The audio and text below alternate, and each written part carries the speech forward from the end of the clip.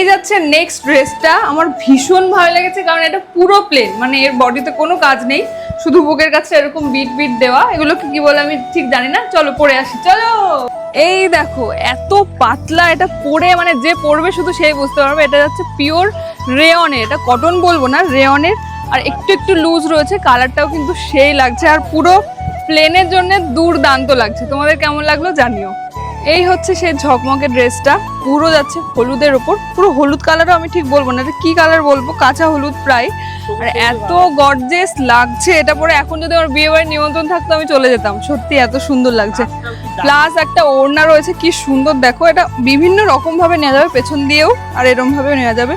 দারুণ এসছে পুরো সেটটা, মানে আরাম কাকে বলে, এই গরমের মধ্যে এই ড্রেসটা পরে যা আরাম না দেখো।